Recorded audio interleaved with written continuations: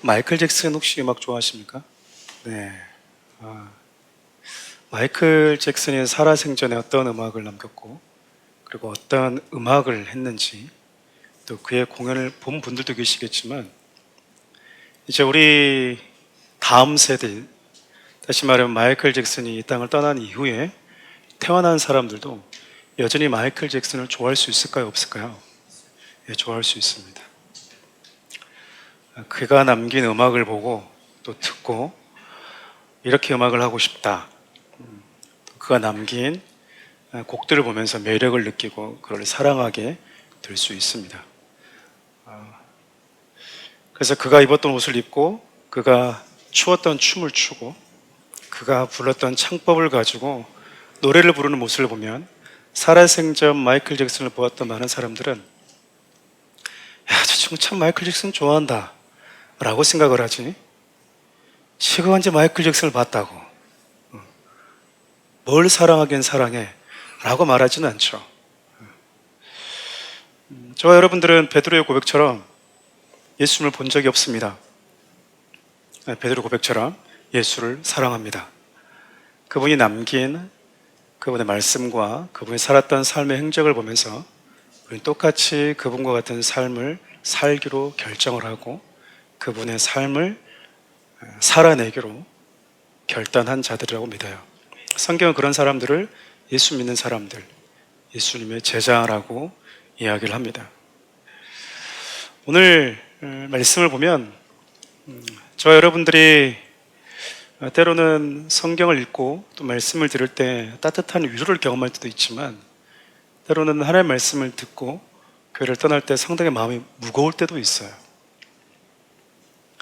내가 공감이 되는 말을 할 때도 있지만 내가 공감이 잘 가지 않는 말, 혹은 내 생각과 다른 말.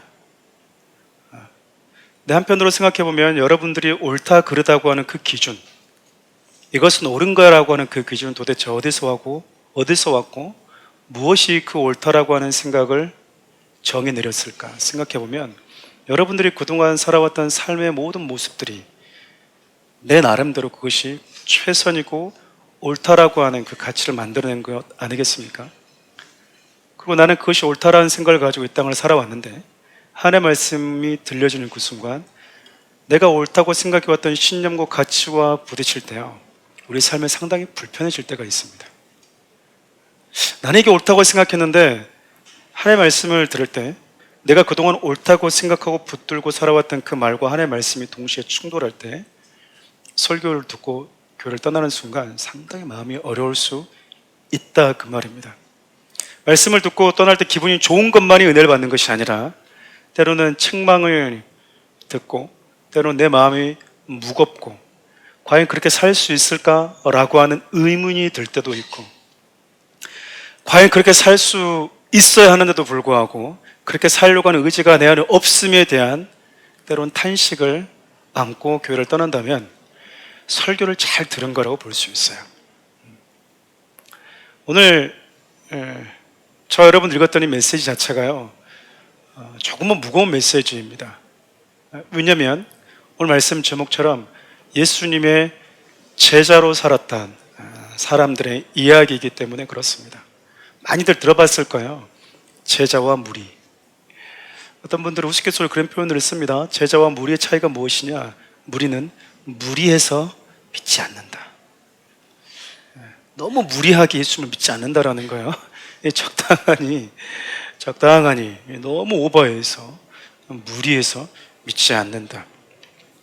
근데 여러분, 생각해보면 우리 모두가 다 무언가에 미쳐서 살아갑니다. 무언가에 중독되어 살아가고 있다, 그 말이죠. 금단현상이라고 그러잖아요. 요즘에 아이들 보면은, 아이들뿐만 아니라 어른들도 보면 엘리베이터에서 핸드폰을 놓지를 못하더라고요. 핸드폰을 켜고 있으면 계속 그 핸드폰에서 게임이 진행이 되는 거죠. 우리 청년들은 아무도 그걸 안 하고 계신 줄 알고 있어요. 네, 아무튼 그걸 왜 하죠? 핸드폰을 못 놓는 거예요. 핸드폰을. 금단 현상이 오는 거죠. 금단 현상이. 여러분들은 무엇의 금단 현상이 일어나고 있습니까?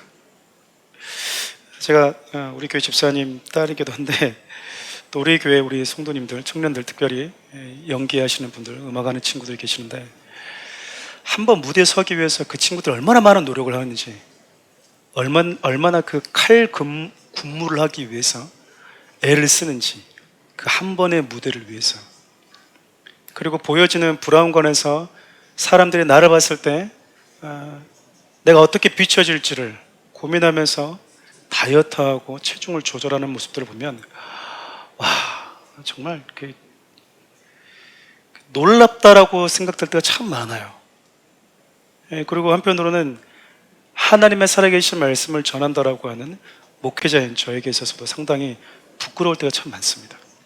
이 친구들은 내 꿈을 위해서, 또 때로는 어떤 부유함을 얻기 위해서, 사람들에게 인기를 얻기 위해서도 밤잠 설치면서 이렇게 연기하고 이렇게 칼군무를 짜고 그 무대에 한 번 서기 위해서 저렇게 애를 쓰는데, 영원한 생명 예수 그리스도를 전한다고 하는 우리 그리스도인들과 말씀을 전하는 저는 과연 그들이 가지고 있는 절박감이 있는가? 정말로 우리는 무언가를 위해서 살아가고 있고 그것을 위해서 절제하면서 살아가는다는 생각을 많이 하게 돼요. 우리가 2주 만에 지금 2달 만에 다시 사도행전으로 돌아왔는데요, 여러분들이 아마 사도행전을 다 잊어버렸을 거라고 생각을 합니다. 하나님께서 저와 여러분들에게 주신 놀라운 은사, 잊어버리는 은사. 네. 지난주에 했던 설교를 기억하면 목사가 참 불편합니다. 네, 그렇죠? 깨끗하게 리셋하고 돌아오는 그것도 놀라운 은사라고 볼 수 있어요. 그러니 2달 만에 왔으니 기억을 할 리는 없을 거라고 확신하고 있습니다. 여러분, 사도행전은요, 예수님께 십자가에 죽으시고 부활하신 다음에 승천하시죠. 그리고 성령님이 오시면서 시작이 됩니다. 여러분, 그 전에도 성령님은 계셨어요. 성령님은 믿는 자들과 함께 계셨는데, 이때 성령님이 오심이 다른 게 뭐냐면 우리 안에 내주하셨다라는 거예요. 떠나지 않고 우리 안으로 믿는 사람들 각각 개개인의 영혼, 마음속으로 들어오셨다라는 것. 그 전에 함께 계시던 분, 그분이 예수님의 십자가와 부활 이후에는요, 함께 우리 안으로 들어와서 거주하시는, 예수님이 우리 곁에 오시는 것도 처음이었지만 성령님이 믿는 자들 내면으로 들어오는 것도 이때가 시작점이었다라는 거예요. 그렇게 성령님이 들어오시고 믿는 자들 가운데 함께 거하시면서 제자들에게 놀라운 변화들이 하나 생기게 되는데, 그것이 무엇이었냐면 내가 기대하는 예수, 결국 제자들이 예수님을 다 버리고 떠났던 이유 중에 하나는 내가 기대했던 예수님의 모습이 아니었거든요. 내가 기대했던 왕의 모습이 아니었어요. 병든 자들을 일으키고 바리새인과 서기관들과 대화에서도 논리로도 지지 않는 그 예수님이 예루살렘에 올라가면 정말 멋진 다윗의 대를 잇는 왕이 될 거라고 생각했는데, 힘없이 잡히시는 그 왕, 십자가에서 정말 아무 말 없이 그냥 순순히 잡혀서 죽는 그 왕을 제자들은 원치 않았거든요. 그 예수님을 다 뭐 했냐면 버리고 떠났던 겁니다. 그뿐 아니죠. 예수님을 믿는 사람이었다고 하는 그 흔적들, 그 이력들 다 지워버리고 싶은 만큼 죽음 앞에서 두려워 떨었던 사람들이 바로 제자들이었습니다. 근데 여러분, 성령님이 제자들 마음 가운데 탁 들어오시니까요, 우리 흔들리는 그 마음을 성령님이 탁 강하게 잡아주시니까 제자들이 어떻게 바뀌냐면 죽음을 두려워하지 않는 자로 바뀌어버려요. 예수 믿는 자라고 하는 그 좋은 글씨와 같은, 정말 새겨졌던 그 좋은 글씨를 지울 수만 있다면 지워버리고 싶었었는데, 이제는 내 영혼 깊이 새겨진 예수 그리스도의 사람이라고 하는, 그리스도인이라고 하는, 제자라고 하는 그 표딱지가 여러분 부끄러운 것이 아니라, 그걸로 인해서 내가 이 땅을 살아가면서 겪는 수많은 불이익을 겪는다 하더라도 당당한 사람으로 바뀌어버립니다. 그래서 예수님은 그들을 통해서 이제 예수님이 십자가에 죽으시고 부활하면서 죽음이라고 하는 이 올무에, 그리고 그 운명의 굴레를 벗어날 수 없는 인간들에게 다시 살 수 있는 길이 열렸다라고 하는 것을 제자를 통해서 들려주기 시작했어요. 우리는 이것을 기쁜 소식, 복음이라고 이야기를 합니다. 제자들이 예수님의 부활을 봐버렸던 거예요. 예수님이 죽으시고 부활하신 것을 직접 눈으로 목도를 해버린 거예요. 그래서 그들은 자기의 인생을 내걸고 우리 인간에게 죽음의 굴레를 벗어날 수 없는, 그 운명을 벗어날 수 없는 인간들에게 다시 살 수 있는 길이 열렸다라고 하는 것,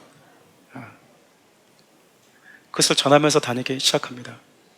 가끔 우리 아이들에게, 또 청년들에게, 특별히 젊은 사람들일수록 하나님이 여러분들에게 영원한 생명을 주기 위해서 이 땅에 오셨습니다라고 말하면 별로 감동을 안 해요. 아유, 목사님, 한 번 사는 것도 기창 죽을 것 같은데 무슨 영원히 삽니까? 네? 충분히 살았습니다. 지긋지긋한 것. 네? 그 영원히 사는 것에 대한, 생명에 대한 소중함을 잘 모르는 것 같아요. 어떤 분들은 그럽니다. 목사님, 별로 저는 삶에 대한 소중함, 삶에 대해서, 생명에 대해서 그렇게 집착하지 않습니다. 그리고 물에 빠지면 살려달라고 막 살려주세요 물 먹으면서 빨리 건져줘야지 이렇게 하면서 줄 던지면 가장 먼저 밧줄 잡는. 네. 여러분, 코로나 겪으면서 여러분 생각한 게 뭐예요? 코로나를 겪으면서, 여러분 코로나를 지나면서 4년 동안 코로나를 겪으면서 여러분 그거 느끼지 않았습니까? 하나님의 전 인류에 주신 메시지가 있다고 생각하거든요. 두 가지. 하나는 모든 인간은 살고 싶어 한다. 모든 인간은 바이러스에서 치료될 백신을 기다리고 있다. 그거 아니었습니까? 아니었나요? 그리고 우리는 미국에서 그 백신이 발견됐을 때 에이, 미국의 소식인데 뭐 그거 나 뭔 상관이 있어 그랬어요? 아니면은 그거 더 빨리 맞으려고, 예? 돈 있는 사람은 막 밑돈 주면서 그거 사려고 했습니까? 여러분 진짜 지금 마스크 써라고도 안 쓰잖아요. 우리 뭐 이제 좀 쓰신 분들 몇 분 계시, 저도 쓰고 다닙니다. 저 자꾸 알아볼까봐. 저 집 밖에 나갈 때 자꾸 저 알아볼까봐 막 이렇게 쓰고 다닙니다만은. 그 마스크 한 장, 그거 하나 더 가지려고 세상에 막 천쪽으로 가르고 막 그랬잖아요. 살고 싶어서. 확실하게 느꼈다니까요. 바이러스가 딱 오니까 모든 사람은 살고 싶어 하는구나. 모든 사람은 백신을 기다리고 있었구나. 여러분, 너무나 당연한데, 너무나 단순한 진리인데요. 그 코로나 4년 기간이 진짜 뼈저리게 우리에게 가르쳐준 메시지예요. 제자들이 왜 예수님을 부인하냐면요, 죽을 것 같았거든요. 살고 싶어서 그랬다고요. 모든 사람은 살고 싶어 합니다. 그 살 수 있는 그 생명의 길, 그 길이 없다면 절망이겠지만 그 길이 주어졌다는 사실을 알게 된 자들은요, 전할 의무가 있다는 것을 알게 된 거야. 여러분, 그리스도인이 되었다고 하는 것은요, 우리에게, 모든 인류에게 다시 새롭게 살 수 있는 그 길이 열렸다라고 하는 메시지이기도 합니다. 가끔 또 이런 분들이 계세요. 가끔 이런 분들도 계십니다. 목사님, 저는 천국과 지옥에 있는 건 알겠는데요, 천국도 안 가고 싶고 지옥도 별로 안 가고 싶습니다. 그냥 마음대로 살다 그냥 가고 싶습니다. 이런 친구들도 있어요. 그러니까 여러분, 제가 복음을 전하다가 가장 대화하기 힘든 친구들이 바로 그런 친구들이에요. 삶을 놔버린 친구들. 목사님, 천국 있고 지옥 있는 건 알겠는데요, 별로 안 가고 싶어요. 나는 지옥 가면 되잖아요. 이런 친구들이 있거든요. 근데 여러분, 제가 아산병원, 삼성병원 같은 데 가면 여러분 뭐가 있냐면요, 소아병동이라고 하는 곳이 있어요. 소아병동은 정말 그 암에 걸려서 시한부 인생을 살고 있는 그 아이들이 치료받고 있는 곳인데, 여러분 그 아이들 곁을 유일하게 떠나지 못한 분이 누군지 아세요? 엄마 아빠입니다. 근데 아빠보다 엄마더라고요. 아빠는 잘 못 본 것 같아요. 거의 엄마들이 그 옆에 계세요. 엄마들이.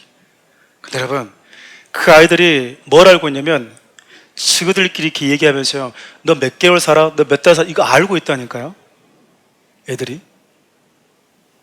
그러면서 아이들이 엄마 아빠를 위한다고요. 무슨 얘기를 하냐면, 나 수술하면 우리 집 가난한데 몇 천만 원, 몇 억 드는데 어차피 나는 몇 달 살다가 죽을 거니까 수술하지 마요. 그러면 부모님이, 아이고 기특한 놈, 그래 너무 고맙다 야, 네가 진짜 우리 기울어져 가는 우리 집 살렸어, 이렇게 말하나요 여러분? 여러분, 단 한 달을 더 산다고 하더라도요, 몇천 몇억을 들여서 수술을 시키는 사람이 부모예요. 여러분들 친구들을 만나든 주위에 있는 사람들을 만나든지 간에 관계없이 우리가 그들이 별로 듣고 싶어 하지 않고 매력을 못 느끼더라도 우리가 그에게 복음을 전하는 이유가 바로 그겁니다. 그걸 알게 된 자는요, 사랑한 사람을 포기할 수 없어요. 본인은 포기했는데 하나님의 살아계시다고 하는 이 사실을 알게 돼버린 자들은 그 사람을 포기할 수 없다니까요. 포기가 안 되는 것이죠. 그래서 여러분, 제자들이 예수 그리스도의 십자가 앞에서는 두려워했는데 그분이 부활하시고 승천하신 이후에 이제 이 소식을 우리만 알면 안 되겠구나라고 성령님이 주신 그 마음 가지고 복음을 전하기 시작하는데 사도행전의 주제와도 같습니다. 우리 사도행전 1장 8절 다 같이 함께 읽어볼까요? 오직 성령이 너에게 임하시면 너희가 권능을 받고 예루살렘과 온 유대와 사마리아와 땅끝까지 이르러 내 증인이 되리라 하시니라.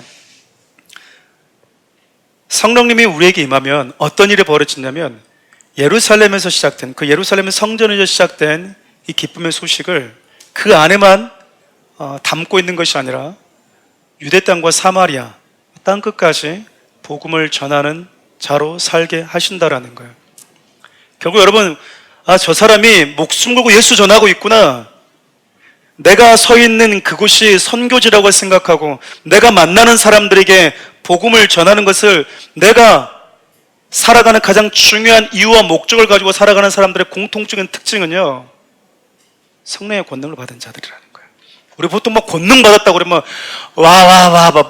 죄송합니다. 바바바바바 뭐 이런 거 있잖아요. 방언 나오고 막 뭐 랄랄랄랄라 하면서 그걸 우리는 권능 걸잖아요. 막 팔짝팔짝 뛰면서 막 와 하는 거, 그런 거. 진짜 권능 있는 사람은요 내가 있는 자리에서 그리스도를 전하는 자예요. 우리가 읽었던 이 사도행전 1장 8절이 그 말씀하잖아요. 권능이 임하면 이게 아니라 랄랄랄라 이게 아니라 뭐 한대요? 예수 그리스도를 전한대요. 예수 그리스도를 전한대요. 예수님이 이 일을 당신의 제자들을 통해서 행해 오셨습니다. 누구를 통해서요? 제자. 여러분, 예수님을 믿고 따랐던 자들 가운데 특별히 예수님이 이 땅에 계시면서 그분이 실질적으로 행하셨던 기적을 본 자들이 많았을까요? 적었을까요? 정말 많았거든요. 정말 많았어요. 그런데 예수 그리스도의 복음을 전하는 자는 예수님이 행하신 기적을 경험한 자가 아니고요, 예수님이 제자들이었다는 겁니다. 사도행전이 28장으로 되어 있거든요. 1장부터 12장까지는 이 사도행전 1장 8절에 기록된 말씀처럼 예루살렘에 시작된 복음이 온 유대 땅과 사마리아 땅까지 증거되는 기록이 거의 주를 이룹니다. 거기 주축으로 사용되었던 사람이 베드로였고요. 그리고 13장부터 28장까지는 이제 유대 땅 사마리아를 벗어나서 이방 땅과 땅끝까지 복음이 전해지는, 바울을 통해서 복음이 전해지는 내용이 주축을 이뤄요. 근데 여러분, 바울이 1차 전도 여행 때도 2차 전도 여행 때도 복음을 전할 때 무슨 일이 벌어졌냐면요, 환영하는 사람들만 만났던 것이 아니라 그 복음을 전하는 바울을 죽이려고 했던 사람들을 수없이 만났다라는 겁니다. 여러분, 생각해보면 그러지 않아요? 저는 중학교 때부터 항상 어떤 그 의문이 있었냐면, 전 세계적으로 보면은 기독교만 가장 큰 종교는 아니거든요. 이슬람교도 있고요, 천주교도 상당히 많이들 믿고 있습니다. 그렇죠. 불교도 많습니다. 저를 보시고 손 한번 들어봐 주세요. 야, 어떻게 너는 석가모니를 믿는 사람이 그딴 식으로 사니? 들어보시면 손 한번 들어보세요. 석가모니 믿는 놈이 그런 식으로 살아? 너는 어떻게 마음베트를 믿는 사람이 그렇게 살아? 들어보시면 손 한번 들어보세요. 괜찮아요. 저도 들어본 적이 없어서 물어보는 거 혹시 있나 해서.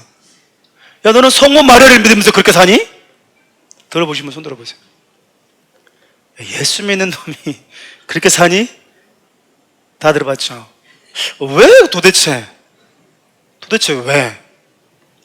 이렇게까지 예수 그리스도의 복음이 선포되어지는 것에 대해서 세상은 민감할까? 여러분, 바울이 아테네 지역에서 복음을 전할 때요, 정말 말도 안 되는 철학들이 있었거든요. 수많은 신들이 있었는데, 신들을 다 이렇게 모신 신상들이 있었는데, 혹시 이 신 말고 다른 신이 있으면 어떡하지? 이름을 모르는, 이름을 알 수 없는, 그게 신상이었어요. 이 신상의 제목은 뭐지? 이름을 알 수 없는 신상. 그랬거든요. 혹시 모를까봐.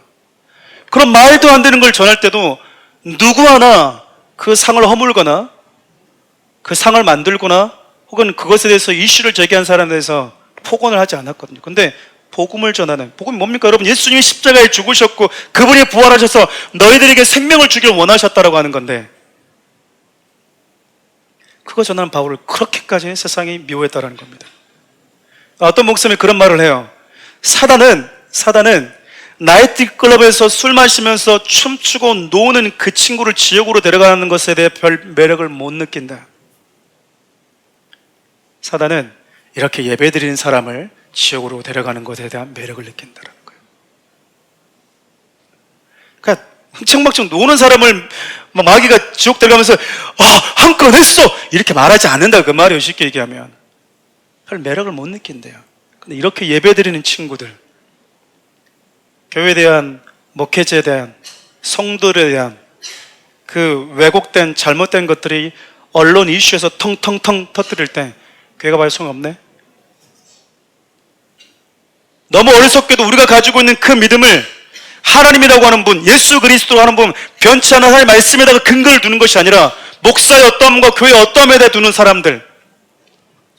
그래서 교회가 무너지면, 교회가 이상한 일이 생기면 하나님이 기꺼이 떠날 수 있는 사람들. 사단이요, 그렇게 우리 주위를 서성거린다는 거예요. 바울이 여러분 복음 전하면서 너무나 많은 죽을 위기를, 그리고 같은 동족인 유대인들로부터요, 죽음의 위협을 참 많이 받았습니다. 여러분, 한 사람만 나를 미워해도 여러분 진짜 미치거든요. 그래서 여러분, 죄 짓고 못 사는 사람들이 있어요. 그냥 저 사람이 나를 미워만 해도 막 찾아가서 왜 미워하는 건데, 이 풀에 대한 사람들이 있거든요. 성격상 다 미워해라, 나는 그래도 편하게 잔다고 코골고 자는 사람도 몇 있지만, 어떤 사람은요, 누군가가 나에 대해서 조금만 오해라도 못 참고 풀어야지 잠을 자는 사람이 있다고요. 그럼 가는 곳마다 바울은요, 자기를 죽이려고 했던 동족들을 만나야 됐었어요. 그래서 여러분, 바울이 1차, 2차 전도여행을 시작했을 때, 특히 2차 전도여행을 했을 때, 원래 바울은 터키 지역, 이 소아시아 지역에서만 복음을 전하고 다시 돌아올 생각이었거든요. 근데 하나님이 그를 유럽, 마케도니아 지역까지 그냥 지경을 넓혀버리셨어요. 그러니까 바울의 앞길을 인도하신 분은 하나님이셨거든요. 여러분, 하나님이 길을 만드셨다면 무슨 일이 벌어져야 될까요? 하나님이 내 길을 인도하신다면 적어도 우리가 기대하는 것은 무엇이죠? 아무런 문제가 없는 것, 만사 형통하는 것, 장애물은 사라지는 것. 우리는 보통 그렇게 생각하거든요. 바울은 원래 안 가고 싶었어요. 생각도 없었어요. 근데 하나님이 길을 만드셨거든요. 근데 하나님 만드신 그 길 안에 형통함과 우리가 생각하는 승승장구함이 있는 게 아니라요, 여러분, 진짜 까딱하면 죽을 뻔했던 위기들만 만나요. 그래서 바울이 마케도냐, 빌립보에서 데살로니가로, 데살로니가에서 베레아로, 베레아에서 아테네로, 아테네에서 여러분 또 쫓겨서 어디까지 내려왔냐면 고린도까지 내려왔다고요.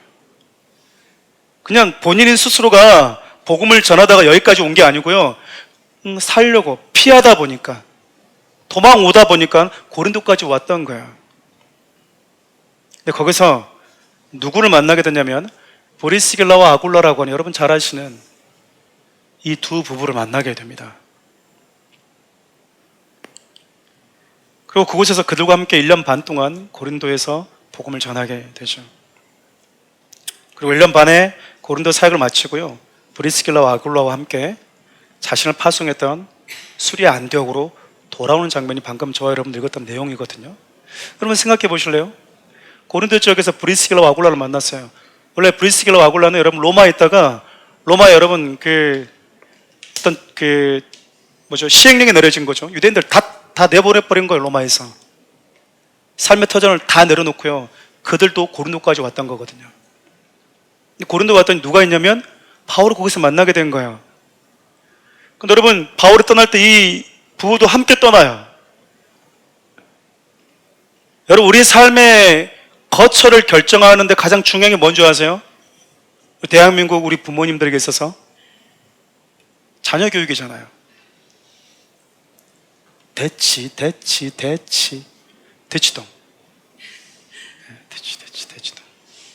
대치여인. 대치동. 교육의 도시로 가야 되잖아요. 교육의 도시로. 그렇지 않나요? 거기 뭐 또 교육의 도시도 있나? 제가 아는 곳은 거기밖에 없습니다만은. 내가 교회 때문에, 복음 때문에 이사해야지 하는 분이 있어요? 저는 잘 이해 안 되는 게 뭐냐면, 우리 나이 들었는데 이제 은퇴했으니까 우리 저기 좋은 데 가서 우리 이렇게 그 전원주택 지고 살까? 여러분, 잡초분들 힘듭니다. 가지 마세요. 제가 미리 얘기합니다. 잡초 다 뽑아야 돼요. 100평 잡초 다 뽑아야 돼요. 그리고 여러분, 병원 멀어가지고요, 70 넘으면 다시 또 서울로 온대요. 너무 멀리 가지 마시기 바랍니다. 약국도 없어. 산에서 공기 그냥 한 번씩 마시고 오면 되는데, 거기서 24시간 공기 마시고 있을 수는 없잖아요. 네. 그리스도인들이 나이가 들어갈수록, 주님을 만난 날이 가까울수록 더 뜨겁게 하나님의 나라를 위해 살려고 하는 것보다 안락하게 편하게 사는 것은 여러분 참 우리 인생 가운데 손해입니다. 이 두 부분은요, 앉고 일어서는 것, 내가 가고 서는 것, 내 거처의 가장 중심이 복음이었던 사람이에요. 이들도 참 귀하죠. 그렇죠. 내 삶의 가고 멈춤이요, 기준이 하나님이었다니까요. 바울은 어떻습니까? 바울은 여러분 다메섹에서 예수를 만나도 정말 진하게 만났어요. 어떻게 만났다고요? 진하게 만났어요. 저와 여러분도 여러분 예수를 만나게 만났거든요. 차이가 무슨 차이가 있나 보면 이 진한 차이인 것 같아요. 참 진해야 되는 거예요. 어떤 이는 예수님을 한 번 만났는데 그 이후로 평생 하나님의 나라를 위해 사는 자가 있는가 하면, 어떤 이는 예수님을 만났는데 왜 이렇게 신앙의 기복이 많은지, 시험도 너무나 많아. 우리 딸 기말고사 시험 다 끝났는데 성도들은 아직도 시험이 안 끝났어. 10년, 20년 지나면서 또 시험 들었대. 그 성도 왜 안 나와요? 시험 들었대. 왜? 목사님이 지난주에 그 말 해가지고요. 시험 들었대요. 여러분, 성도들이 저한테 자궁종 했던 말이 뭔지 아십니까? 우리 교회는 여러분 진짜 상대로 이게 적은 거예요. 목사님, 나 들으라고 하는 소리 있잖아요. 그럼 제가 예전에 그렇게 많이 얘기합니다. 그래요, 너 들으라고 얘기했다. 제가 이렇게 얘기합니다. 그럼 너 들으라고 하지, 그러면은 저 옆에 있는 교회 성도들 들으라고 내가 설교하겠니? 제가 그러거든요. 우리가 얼마나 여러분 코미디를 하고 있는지 몰라요. 앉아가지고 여러분들 무슨 기도하는 줄 아세요? 하나님, 저 왔습니다. 오늘 하나님께서 목사님을 통해서 저에게 주신 말씀을 잘 듣게 해주옵소서. 막 그래. 목사님을 통해서 저에게 주신 말씀을 하나님 아멘으로 화답하게 하옵소서. 그러놓고 소리 딱 들으면서 지금 나 들으라고 한 소리야? 우리 이런다고. 이런 논센스가 어딨냐 그 말이에요. 지금 나 들으라고 한 소리네. 이래. 그게 내 소리로 들으면 얼마나 좋은 겁니까? 그렇잖아요. 근데 우리는 주여 나에게 말씀하시옵소서. 이렇게 막. 그래, 너한테 말했다. 그러니까 왜 나한테 말하냐고 막 안아버려. 여러분, 교회 1년 동안 다니는데도 불구하고 나에게 한 말 같으니까 한 번도 그렇게 안 다가오면 그 교회를 가면 안 되는 거예요. 여러분, 1년 동안 난 교회 다니는데 맨날 우리 남편한테 할 얘기만 하네? 막 이러고 있어. 나한테 한 말 같지가 않아. 여러분, 그 교회는 가면 안 되는 거잖아요. 그렇지 않나요? 바울이 예수를 만나도 너무 진하게 만난 거예요. 어떤 성도들 여러분 예수님을 만났다고 하는데 한때 뜨거웠대요. 목사님, 저 주일학교 교사도 했었거든요. 지금은 지금 한 성가대도 하고 뭣도 했대. 지금은 지금은 안 합니다. 왜? 하나님 살아계신 건 알겠어요. 근데요, 여러 일들도 많았고 상처도 많고 그냥 못 볼 것도 많이 바빠렸거든요. 이래요. 여러분, 제가 하나님께서 이스라엘 백성들 이렇게 이끌어가면서 여러분 저한테 실망하지 마시기 바랍니다. 저는 여러분들에게 정말 최선을 다할 거예요. 여러분들이 진짜 어디 갔을 때 사랑하는 우리 교회 김현 목사님이 우리 목사님이다라고 하는 말을 당당하게 할 수 있도록 저는 최선을 다할 겁니다. 이 사람 믿어주세요. 진짜 최선을 다할 겁니다. 근데 여러분, 그래도 여러분 저에 대해서 너무 많은 기대를 갖지 말라고 하는 이유가 뭐냐면, 여러분 가까이에서 보면요 땅구멍 다 보입니다. 여러분 저 깨끗하죠? 그렇죠? 가까이 오시면 여러분 다 보입니다. 다 보여요. 여러분 이스라엘 백성들이 광야에서 원망하잖아요. 그렇죠? 하나님을 막 이렇게 원망하고 불평하잖아요. 목회를 누가 했는 줄 알아요? 모세가 했어요. 모세 목사님 목회했는데, 그리고 그들 누가 직접 건져냈죠? 근데도 여러분 하나님이 직접 세우신 교회인데 교회가 너무 시끄러워. 교회가 너무 시끄럽다. 적어도 하나님이 직접 구원하는 교회는 뭐가 좀 달라야 되지 않나? 그렇죠. 교회가 너무 시끄러웠어요.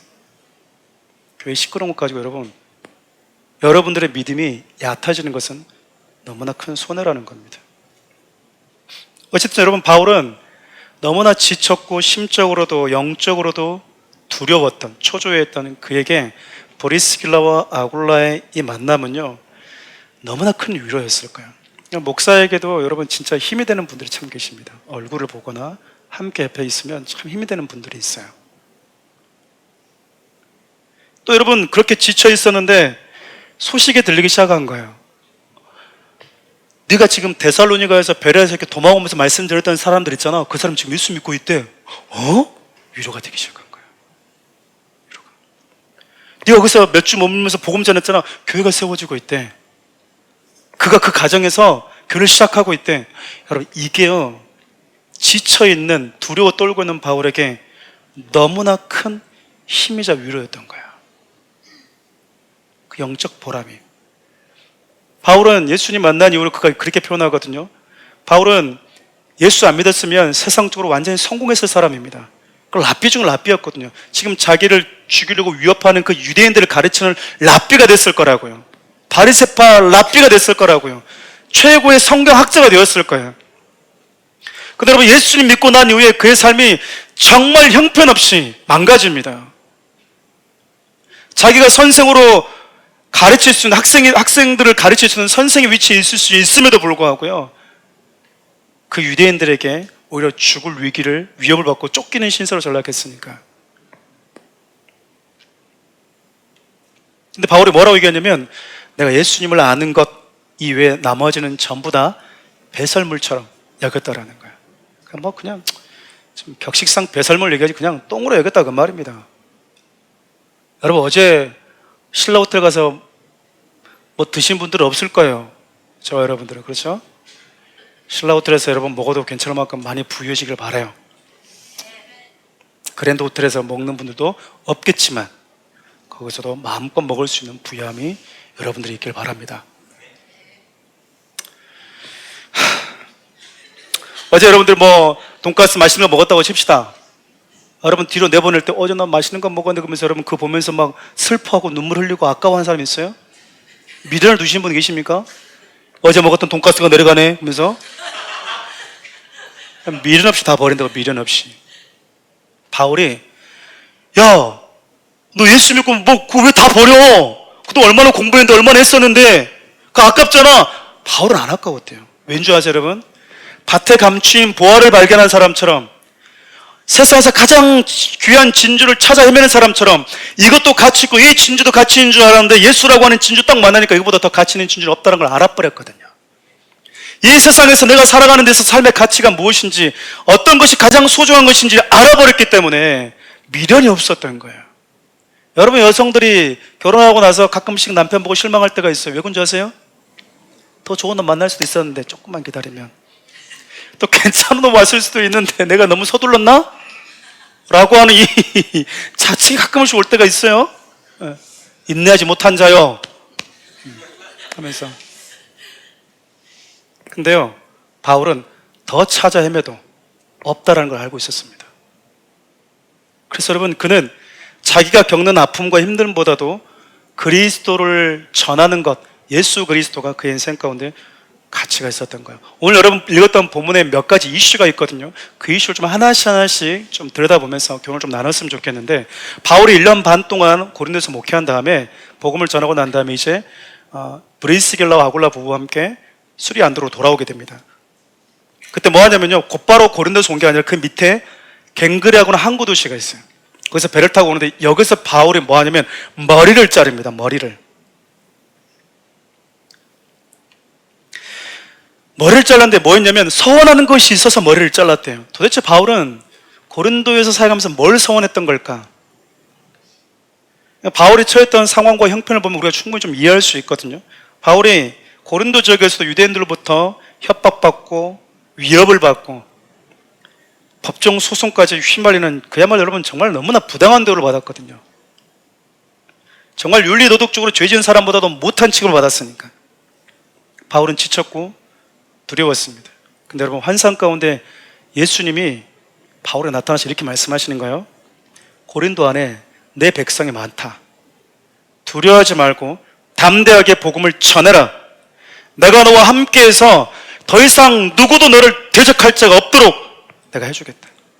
아멘이십니까? 그런데 여러분, 저는 이 말씀 들으면 참 저는 좀 화가 나요.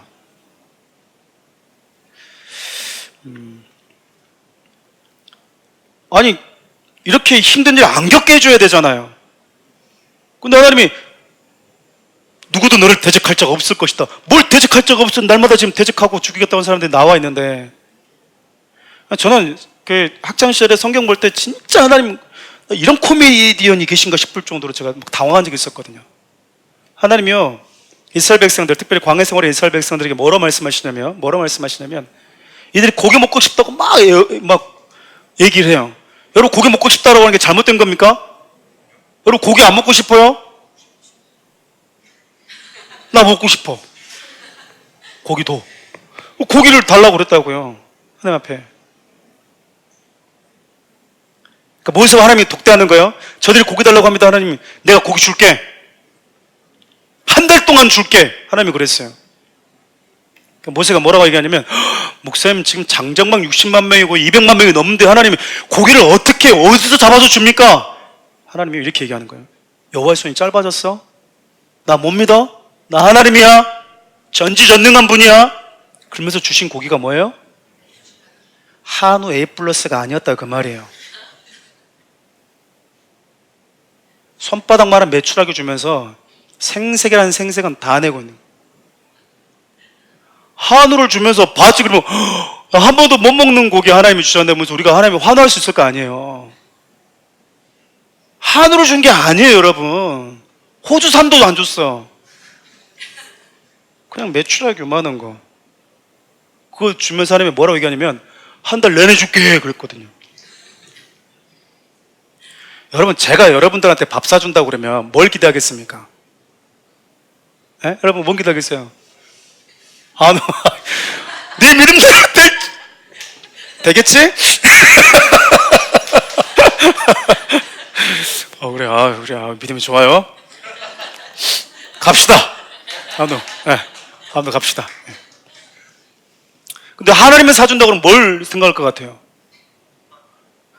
하나님이면 그래도 여러분, 하나님이 밥 주겠다고 그러면 뭔가 좀 우리 기대하는 게 다르지 않나요? 전능한 분이신데? 우리 재정부가 지금 뒤에서 지금 약간 좀 걱정하고 있는 것 같은데. 그리고 하나님이 고기 주겠다 그러면요, 저도 팍 생각날 것 같아요. 얼마나 맛있고 연한 고기를 줄까? 그럼 만나도 웃겨요. 만나도. 그럼 만나 맛있을 것 같아요? 사시면 또 여러분 만나 먹고 살 수 있겠어요? 만나 이름이 뭔지 아시죠? 이게 뭐야? 이게 만나 뜻이거든요. 저는 만나 교회 이런 거 보면 이게 뭐야 교회가 뭐 이런 건데, 이게 뭐지 이 말이거든요. 이 만나가 정체불명의 거야. 근데 맛은 좀 달아. 꿀까베기처럼. 꿀까베기 먹고 사시면 살 수 있는 분 손 들어보세요. 하나님이 주신 게 그거였다고요. 저는 더 답답한 게 뭔지 아세요? 여러분, 우리 청년들 유행 또 패션에 민감한 분들이 계실 거예요. 패션에 민감한 분들, 집에 가면 막 신발이 막 셀 수가 없어, 뭐 이런 분들 있잖아요. 근데 하나님은요, 40년 동안 이스라엘 백성들이 단 한 명도 신발이 떨어지지 않게 했어요. 신발을 새로 사고 싶어도 살 수가 없어. 안 떨어져. 안 떨어졌어, 신발이. 이런 조선 나이키가 따로 있나? 하나님이 이스라엘 백성들 신발이 40년 동안 닳아지지도 않게 했대요. 닳아지지도 않게. 좋은 신발을 준 게 아니라 그 버려. 내가 새로 예쁜 거 해줄게. 루비통, 사넬 말인 거. 하나님은 패션을 좋아하는 친구들의 니즈와는 상관없이 40년 동안 똑같은 신발, 그러니까 재수없게 그냥 예금 나올 때 그 신발 신고 나왔으면 그냥 그로 40년 땡 치는 거예요. 신고 나올 때 잘 신고 나오기를 바래요. 여러분, 교회 나올 때 슬리퍼 신고 나오시는 분들은 슬리퍼 신고 할 수 있어요. 그렇잖아요, 여러분. 여러분, 우리의 이 땅의 삶이 얼마나 참 소중한지 아십니까? 가끔씩 우리는 그래요. 하나님, 비바람이 없게 해주십시오. 여러분, 비바람이 없는 곳으로 우리 주님이 데려가십니다. 그게 저 위에 있어요. 하나님의 나라. 근데 이곳은요, 저와 여러분들이 땅을 밟고 살아가는 이 땅은요, 아무리 기도도 비바람은 멈추지 않는 곳입니다. 근데 여러분, 저기와 이곳에 공통점이 하나가 있는데, 저기는 비바람이 없고 이곳은 비바람이 있어요. 저기는 눈물이 없고 이곳은 눈물이 있어요. 저기는 아픔과 슬픔이 없는데 여기는 있어요. 차이점이거든요. 공통점이 뭔지 아세요? 여기에도 예수님이 계시다라는 거예요. 우리가 있는 곳에 우리 주님이 안 계셨는데, 이곳에서 우리와 함께 온몸으로 비바람을 함께 맞고 어두운 터널을 함께 지나가지고 함께 눈물을 흘려주는 곳이 바로 이 땅입니다. 여러분, 너무 빨리 저기 가려고 하지 마세요. 저는 여러분 이 사실 알면서요, 이왕이면 좀 늦게 가고 싶어졌습니다. 저기 가면 여기를 못 와. 우리는 여기서 갈 수 있는데 영원한 시간이에요. 저기는 다시 오고 싶어도 못 와요. 그러니까 빨리 끝내고 나는 그냥 천국에 갔으면 좋겠다. 여러분, 그렇게 생각하지 마세요. 영원이라는 시간에 비했을 때 7, 80년하고 이 땅의 삶은요, 아주 희소성이 있습니다. 예수님과 함께 고난과 어두운 터널을 지나가고 눈물을 흘려볼 수 있는 시간, 여기밖에 없어요. 이 땅에서 드릴 수 있는 독특한 예배가 바로 그거예요. 저기는 눈물이 없기 때문에, 아픔이 없기 때문에 하나님을 찬양하는 데서 아무런 장애물이 없어요. 근데 이 땅에서는요, 손에 잡히지 않아. 잘 보이지도 않아. 근데 하나님을 찬양할 수 있고 예배할 수 있는 유일한 시간이 바로 이 땅에서 삶이기 때문에 그렇습니다. 바울은요, 복음을 전하면서 우리 주님이 내가 네 곁에 있어 줄게라고 얘기하셨다고요. 힘든 시간 함께 가줄게. 두려움이 없어지는 것이 아니라 두려움을 이길 수 있는 담대함을 바울에게 주셨던 거죠.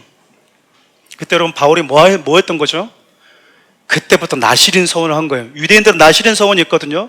나시린이 되면 여러분 머리에 삭도를 안 됩니다.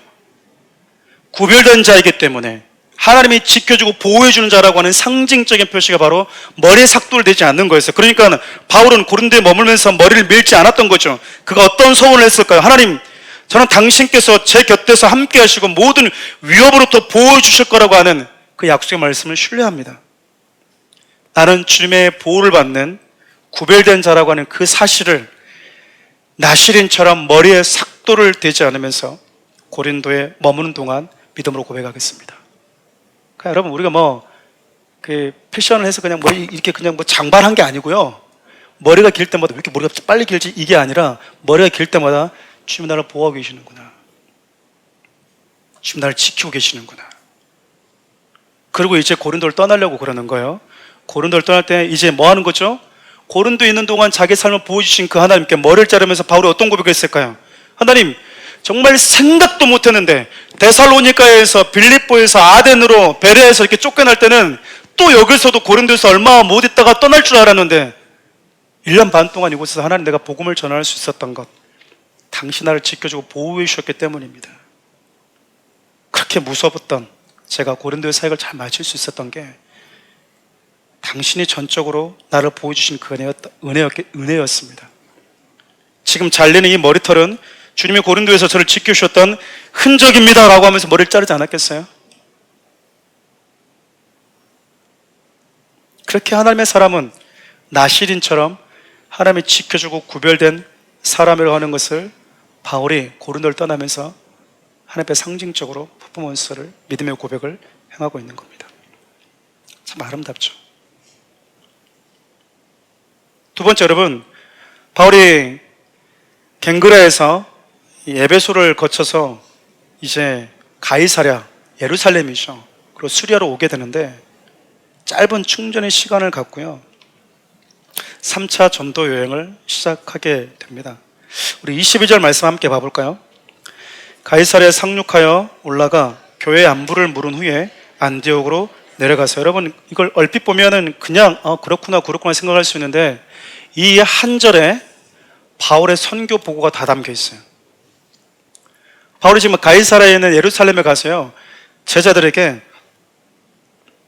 지금 3년 동안 어떤 사역을 했고 자기가 무슨 일을 겪었는지 아주 짧게 보고하고 뭐 하죠? 교회 안부를 물은 다음에 안디옥으로 내려와 버립니다. 얼마나 하고 싶은 말이 많았겠습니까, 바울이. 나 3년 동안 있으면서 진짜 힘든 일 많았거든요. 일이 이랬어요라고 하고 싶은 말, 간증거리가 얼마나 많았겠어요. 근데 성경이 의도적으로요, 올라갔고 교회 안부를 물었고 안디옥으로 내려왔다라고 짧게 얘기하고 끝내버립니다. 여러분, 저와 여러분들은 하나님께서 사용하시는, 하나님의 손에 들려준 도구일 뿐이에요. 복음에 있어서 주체자가 아니라 주인은 따로 있다, 그 말입니다. 내가 사역을 하면서 어떤 일을 당했고 어떤 경험을 했는지에 대한 무용담보다 예수 그리스도가 더 중요한 겁니다. 여러분, 간증이 참 중요한데요, 또 좋은 것이긴 하지만 기억하셔야 돼요. 여러분 간증이 하나님이 다 담기는 분이 아니세요. 잘못하다 보면 내가 경험한 간증, 내가 경험한 그 하나님 안에 내가 딱 하나님을 딱 가둬버릴 수 있어. 우리 모든 경험은 성경 안에서 재해석돼야 되기 때문에 그렇습니다. 때문에 우리는 인생 가운데 내가 경험한 하나님을 나누는 것도 참 중요하지만 그분 자체, 그걸 전하는 게 더 중요합니다.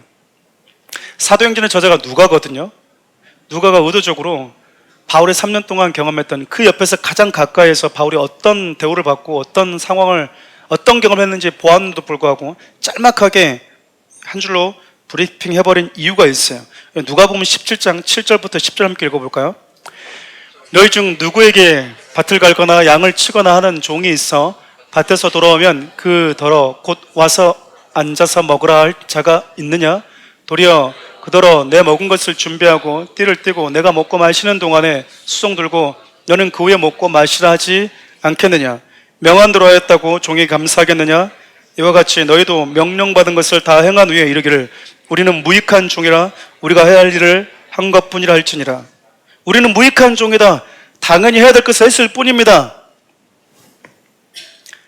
여러분, 이렇게 고백하는 종들 한번 봐보세요. 무익하다라고 하는 것은요, 쓸모없다라고 하는 의미보다는 내가 아니어도 하나님은 당신의 일을 이루어가는데 아무런 장애를 받지 않는다는 뜻이에요. 그러니까 여러분, 이 말은 어차피 내가 아니어도 하나님은 방해되지 않으니까 수수방관하고 가만히 있어야지, 그런 뜻은 또 아니에요.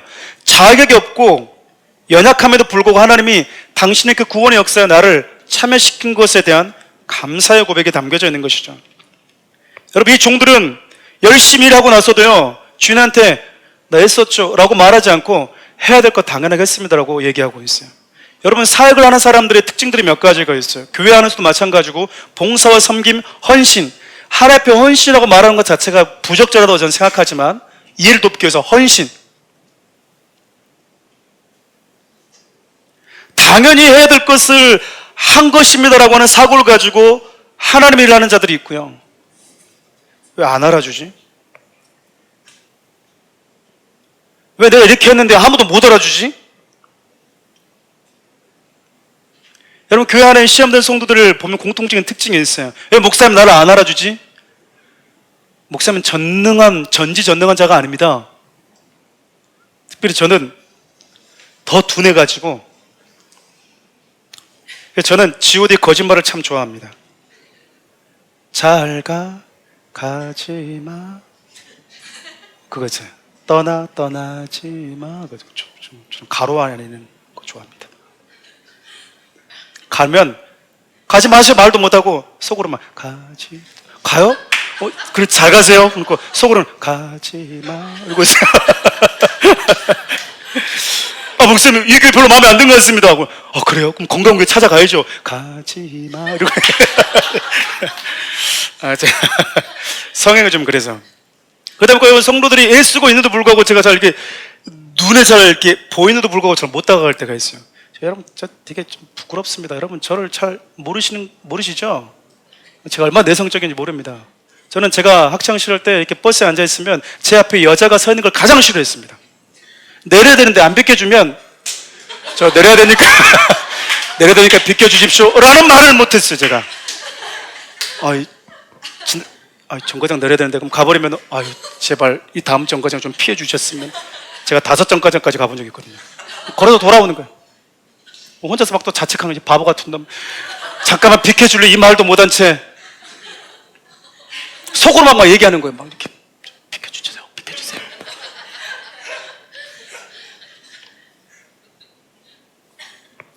그럼 목회자가 알아주는 것, 그게 여러분들이 하나님 앞에서 살아가는 삶에 있어서 그 어떤 영향도 미치면 안 되는 거야. 이거 그냥 있어도 되고 없어도 되는 그냥 옵션일 뿐입니다. 많은 이들은요, 그렇잖아요, 여러분. 바울이 누가가 딱 한 줄을 적어버리는 거예요. 가이사랴 올라갔고 성도들에게 문안했고 술이 안 들고 내려왔더라. 그럼 바울이 아니 이 사람아 그래도 내가 3년 동안 한 게 뭔데 그만합시다. 줄만 들어가면 되지. 아니 그래도 2줄 안 적어볼까? 안 적어버려. 한 줄도 안 적어버릴 거야? 그럴 수도 있어요, 여러분. 딱 한 줄 적어도 바울이 아무 말 안 해요. 아무 말 안 합니다.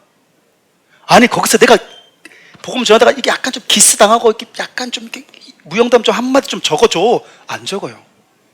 하나도 없어요. 하나도 없어. 또 우리는 어떻게든지 간에 좀 내가 구가면서 여러분 막 이렇게 하면서 막 내가 좀 어떻게든지 좀 알려주고 싶잖아요. 38년 전에 이렇게 보셨죠? 하면서 막 이렇게 내가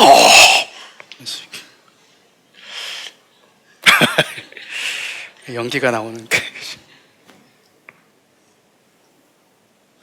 자기 몸의 흔적들을 막 보여주고 싶은 게 우리 인간의 욕심이거든요. 오히려 뭐에 집중하고 있냐면요, 우리 23절 상반절 함께 봐볼까요? 얼마 있다가 떠났대요. 이게 어디냐면 여러분 2차 전도여행 끝나자마자 며칠 있다가 뭐 했다라는 겁니까? 3차 여행 지금 떠나고 있다라는 거예요. 여러분 집에 오면 일단 마음이 편하잖아요. 좀 쉬고 싶잖아요. 수고한 그대 떠나라. 집에 오니까 여러분 얼마나 많은 환대가 있고 위로가 있었겠습니까? 그리고 여러분 3년 동안 정말 죽을 위기를 이렇게 추억해보면 끔찍하지 않았겠어요? 근데요 또 가요. 담배 피신 분들이 이게 금단 현상이 온다고 그래요. 이게 그런가? 오락한 분들 또 여기 요즘 이거 아니지? 술 마시는 사람들은 이거 막 이 금단 현상이 이렇게 오는데 바울은요 예수 하루도 안 지나면 금단 현상이 온 거예요. 이 친구가 충분히 쉴만한데 1, 2차 전도여행 때 충분히 수고했는데 정말 많은 위협받았는데 다시 가는 거예요. 바울이 여기까지만 하고 마칠게요. 바울이 여러분 3차 전도여행을 계획했던 이유가 하나 있었습니다. 우리 23절 함께 읽어볼까요? 얼마 있다 떠나 갈라디아와 브리기아 땅을 차리러 다니며 모든 제자를 굳건하게 하니라. 그럼 바울이 1차, 2차 전도여행을 하면서요 그가 참 많은 사람들을 예수 그리스도의 생명으로 초대했어요. 여러분 예수를 믿는다고 하는 것은, 그래서 구원받았다고 하는 것은요 우리 신분이 변화되었다는 것을 뜻합니다. 그래서 여러분 요한복음 1장 12절 보면 영접하는 자 곧 그 이름을 믿는 자에게는 하나님의 자녀가 되는 권세를 주었다고 하는 것은 뭐냐면 예수님을 믿는 모든 자에게 공통적으로 주어지는 구원이 바로 신분의 변화라는 거예요. 여러분 그런데 신분의 변화만이 구원이 아니라 잘하는 건 역시 구원입니다. 바울은요 2차 전도 여행을 하면서 본인이 알고 있었어요. 뭘 알았냐면 예수를 믿고 따라가게 또 결단한 자들에게 얼마나 많은 위협과 부당한 일들이 기다리고 있는지를 너무나 잘 알고 있었다고요. 자기는 이미 이제 자기를 환대해주는 안디옥 교회로 본부로 와서 쉬고 있지만 여전히 기독교에 대해서 예수 그리스도에 대해서 적대적인 그 환경 속에 살고 있는 자들이 겪고 있을 그 위험과 아픔, 힘듦, 그걸 누구보다 잘 알고 있었다고요. 앞서 제가 얘기했던 것처럼, 한 목사님이 말씀했던 것처럼, 사단은 세상에서 흥청망청 놀고 있는 그 사람을 지옥으로 데려가는 것에 대한 매력을 느끼지 않고 예수 믿고 복음 듣고 하나님의 사람으로 살겠다고 하는 예배드린 자를 유혹하고 미혹해서 지옥으로 데려가는 것에 매력을 느낀다라고 하는 것처럼 바울은 그걸 알고 있었어요. 바울이 걱정이 됐던 거예요. 그래서 한 게 뭔지 아세요, 여러분? 가서 제자들로 삼아야 되겠다. 어떤 유혹에도, 어떤 비난에도, 어떤 수많은 핍박에도 불구하고 믿음을 견고하게 지키는 사람들, 견고하게 지키는 사람들, 그 사람들로 세워야 되겠다고 생각한 거예요.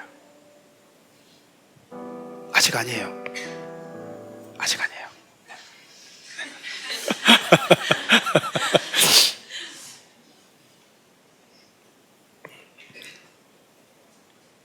여러분, 예수님 믿고 따라가는 그 과정 가운데 먼저 가본 자가 온몸에 비바람을 받으면서 네 뒤에 따라오는 친구들도, 우리 주님도 이걸 받으셨구나, 이 비바람 맞으셨구나, 내 뒤에 따라온 친구도 맞겠구나, 어떤 비바람이 기다리고 있는지를요 알려주길 원했고, 그걸 견딜 수 있는 비결을 알려주고 싶었다고요. 여러분, 제가 오늘 예배 끝난 다음에 여러분들에게, 여러분 예배 끝난 다음에 가지 마시고 제가 1시간 동안 성경을 좀 가르쳐 줄게요. 그러면 여러분 남아있을 사람 몇 명이나 있을까요? 목사님 진작에 말씀해 주지. 그 진작에 말해 줄게요. 다음 주에 합시다. 그러면 여러분 남아있을 사람 몇 명이나 있을까요? 여러분, 이단들이 하루에 성경 몇 시간 공부하는 줄 아세요? 5시간, 6시간 공부합니다. 이단들이 와세요. 봐요. 출애굽기 20장 봐봐요. 신명기 5장 봐봐요. 안식을 기억하여 거룩히 지키라고 그랬잖아요. 왜 교인이 근데 주일을 지키나요? 말을 못해. 우리가 말을 못해. 교회를 10년, 20년 해도 말을 못해. 왠지 아세요, 여러분? 교회를 열심히 다니면, 신앙이 좀 괜찮으면 여기저기에서 봉사하는 것이 신앙인 줄 착각하고 왔어요. 교회 일꾼이 되는 게 교회 신앙이 좋은 건 줄 알았다고요. 그래서 교회를 안 한 친구들이 교회에서 뭔가 하고 있으면, 와, 이제 너 신앙이 컸네? 그렇게 생각했다고요.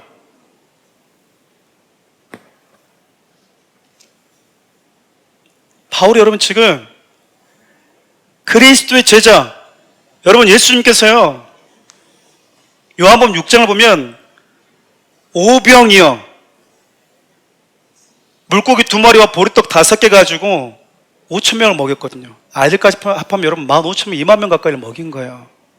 여러분, 이들이 이거 딱 먹고 나서 어떤 결단을 하게 되냐면, 저분 우리 왕 세워야 되겠다, 우리 임금 삼아야 되겠다, 내 주인 삼아야 되겠다. 그렇게 저와 같은 목회자가 도전하고 있는 것, 여러분 예수님이 여러분의 주인이시고 왕으로 모셔야 됩니다라고 하는 그 고백을 그들이 스스로 하고 있는 거예요. 그래서 예수님께 왔어요. 우리 왕이 되어 주십시오.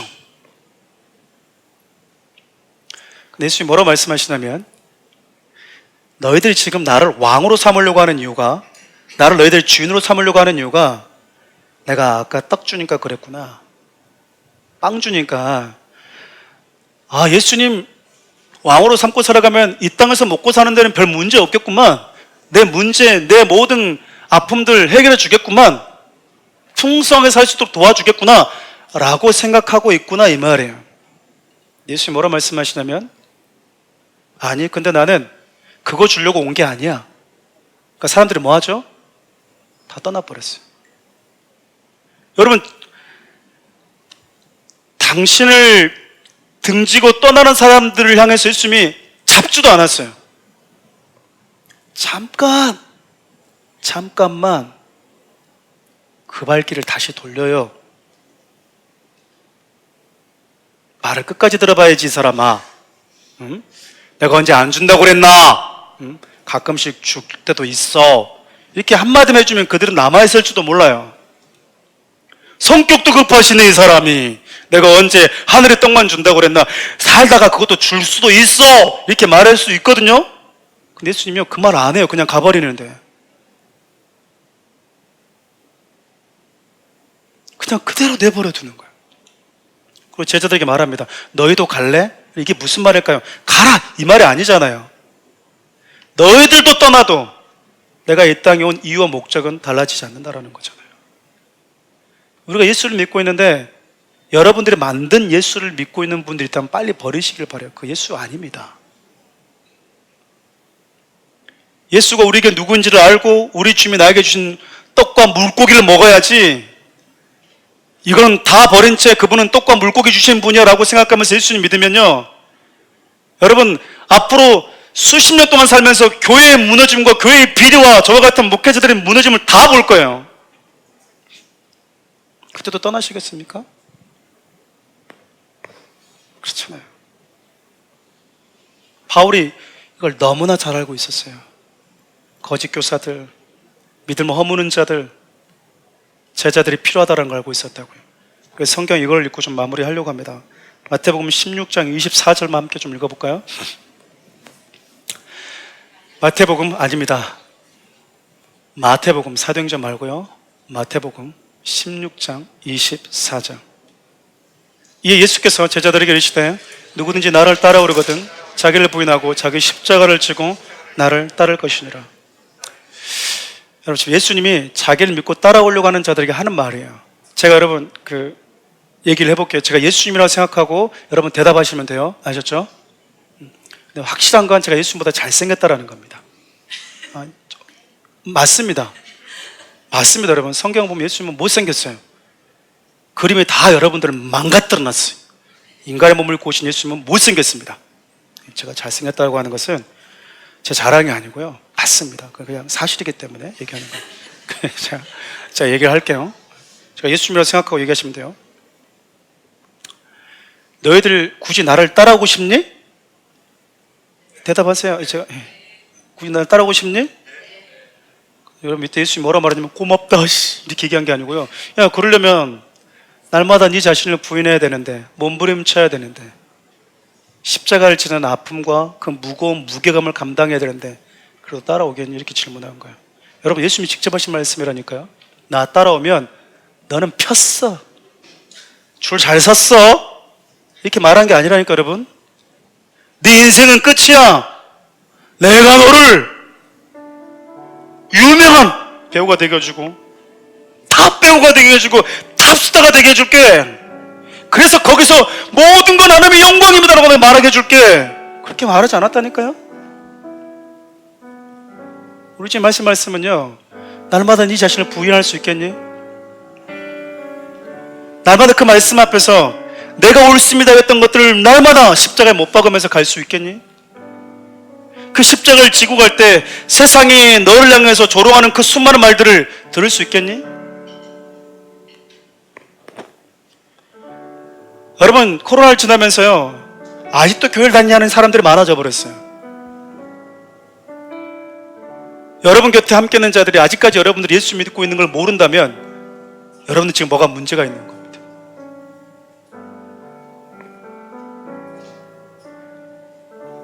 바울이 살았던 지금 이 시대 상황과 저와 여러분이 살고 있는 지금 이 시대 상황은 분명히 다릅니다. 그런데요, 공통적으로 요구되는 삶은 있어요. 그게 바로 제자의 삶입니다. 우리 주님이 가신 그 길, 앞서가신 그 길, 제자들이 수많은 믿음의 사람들이 따라갔고요, 그 길을 저와 여러분들에게 초대하고 있습니다. 저는 우리 청년들이 잘 됐으면 좋겠어요. 유명해졌으면 좋겠고 승승장구했으면 좋겠습니다. 방송하는 친구들은 여기저기 사랑받았으면 좋겠고, 사업하시는 분들은 사업이 잘 됐으면 좋겠어요. 저에게 꿈이 있거든요. 저에게 꿈이 뭐라고 물어보시면 저는 교회 초창기 때부터 늘 똑같이 얘기했습니다. 저는 사랑하는 우리 교회 오는 성도들은 단 한 명도 빠짐없이 다 하나님의 나라에 데려가야 됩니다. 여러분, 저는 참 제가 대단한 게 아니고요, 제가 아이를 낳아보고 담임 목사를 해보면서 이 고백이 나오더라고요. 무슨 고백이냐면, 하나님 만일, 정말 만에 하나 사랑하는 우리 교회 성도와 단 한 명이 못 가게 되면 저 바꿔주십시오. 그 고백이 나오더라고요. 다 가야 되는데 한 명의 낙오자가 생기면 제가 낙오자가 되겠습니다. 다 하나님 앞에 서게 해주십시오. 근데 여러분, 한 해 더 큰 꿈이 뭐냐면 그냥 서는 게 아니라 존귀한 모습으로 섰으면 좋겠습니다. 존귀한 모습으로. 사랑 우리 청년들, 저와 같은 목회자들 여러분들에게 좋은 교회를 보여줘야 되는데 그렇지 못한 부분들도 분명히 있을 겁니다. 거기 개의치 마십시오. 누구 탓 하지 마십시오. 우리는 그리스도만 바라보고 가는 자들입니다. 그리스도의 제자들이기 때문에 그래요. 저는 여러분들 사랑하고 아끼고 늘 기도하는데 여러분 인생 가운데 비바람이 올 거라고 비바람이 오지 않는다는 약속 못합니다. 기도해도 여전히 아플 수 있고요. 기도해도 아무런 변화가 일어나지 않을 수도 있어요. 그럼에도 불구하고 우리 주님 가신 그 길, 기도해도 이 잔을 내게서 옮겨주시면 안 되겠습니까? 라고 기도해도 여전히 내 앞에 그 잔이 꼼짝도 안 하고 있는 그 상황을 저 여러분들 만날 수 있다 그 말입니다. 그래서 우리 주님 말씀하시는 거예요. 그래도 따라오겠느냐? 그래도 갑니다. 그게 제자입니다. 여러분들이 그리스도의 제자로 남은 인생을 살았으면 좋겠어요. 하나님이 살아계시고 예수 그리스도가 나를 위해서 죽으시고 부활하셨다고 하는 그 사실을 믿는다면 여러분들이 교회를 그냥 와주는 것이 아니라 교회를 그냥 마음의 안위를 받기 위해서 오는 정도가 아니라 하나님이 살아계시다고 하는 사실을 믿는다면 이왕 제대로 된 신앙생활을 해가는 것이 저 여러분들에게서 시간 허비하지 않는 것 아니겠습니까? 요즘 이 찬양을 좀 주님께 올려드리면서 좀 기도자 나갔으면 좋겠습니다.